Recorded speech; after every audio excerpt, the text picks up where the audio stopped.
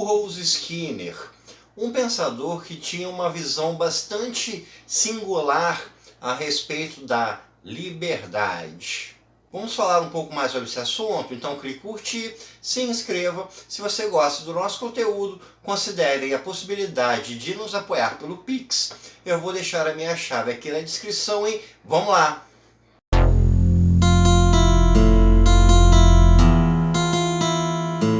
Burroughs Skinner é um dos mais importantes psicólogos da história.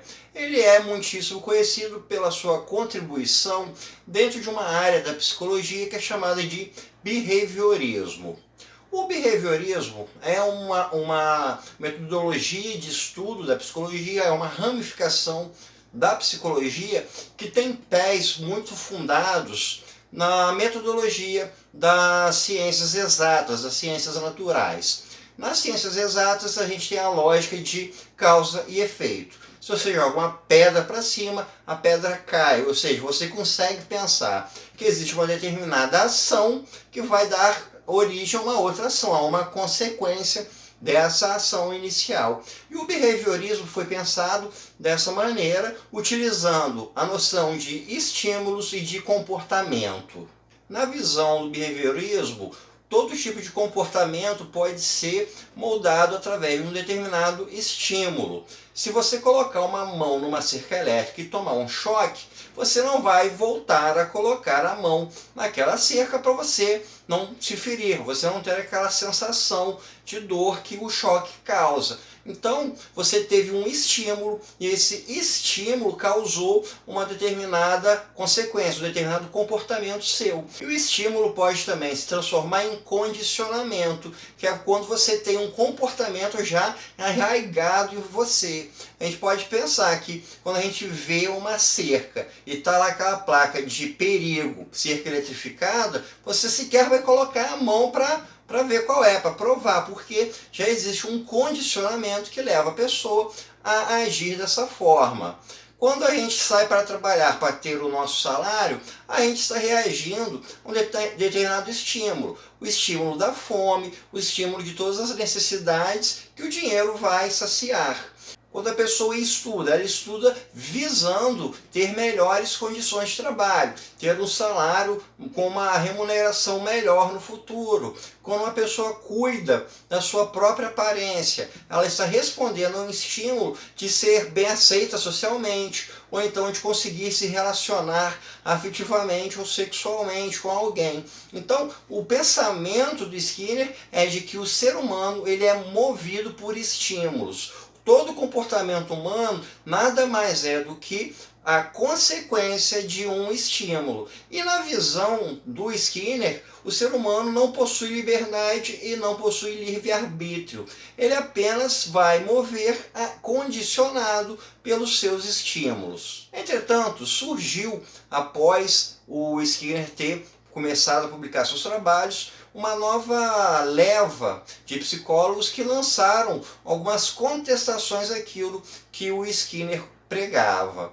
Essas ideias são chamadas de psicologia humanista, de psicologia existencial, ou então de psicologia existencial humanista, uma variação conforme o autor. Alguns dos principais nomes dessas correntes são o Carl Rogers e o Viktor Frankl. Essa nova leva de pensadores questionava esse modelo mecanicista que o Skinner pregava. Eles não consideravam que o ser humano fosse uma máquina em que se você aperta um determinado botão, vai se mover de uma determinada forma esperada. Eles viam que o ser humano era algo bem além disso.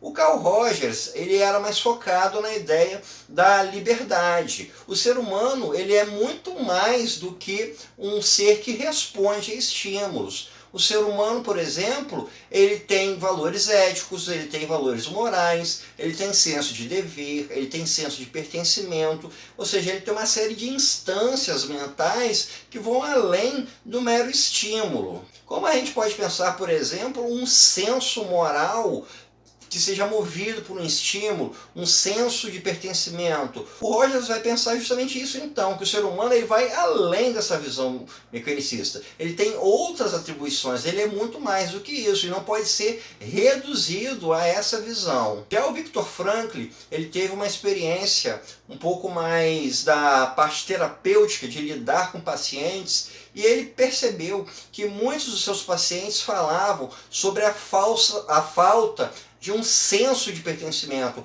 a falta de algo maior do que as suas vidas. Por exemplo, a falta de uma ideologia, a falta de um propósito de vida, a falta de algo que vá além do material, a ausência de algo metafísico na sua vida.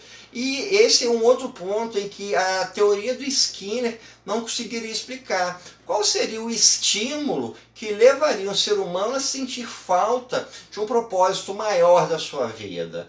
Qual o estímulo que faria o ser humano sentir a necessidade de se apegar a algo metafísico, a algo maior que ele, ou então a buscar algo que seja grandioso, que não seja apenas a sua vida limitada?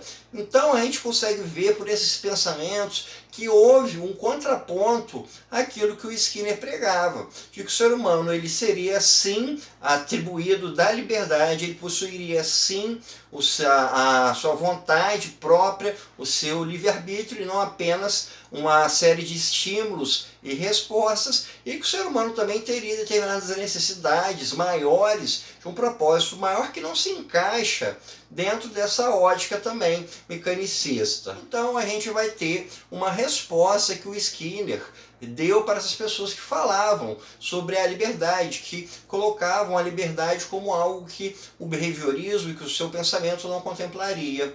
O Skinner, então, ele deu a resposta mais ou menos dessa forma, de que a liberdade é apenas um condicionamento, que é um estímulo que gera um comportamento que não foi ainda explicado ou compreendido. Então, quando uma pessoa fala que ela não sente que possui um propósito maior de vida, quando ela não possui algo maior que ela, você teria um estímulo que causaria essa necessidade. Ela poderia não compreender, você não poderia saber exatamente qual seria, mas esse estímulo estaria ali presente.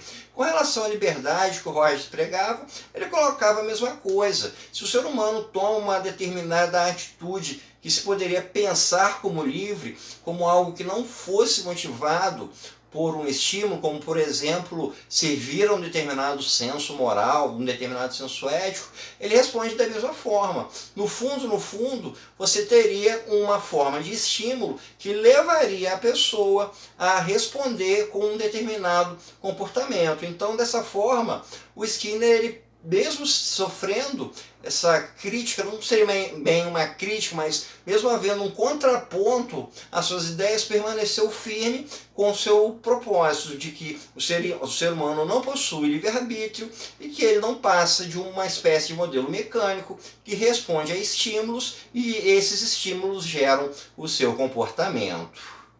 Então, pessoal, isso é tudo por hoje. Espero que vocês tenham gostado e até o nosso próximo encontro.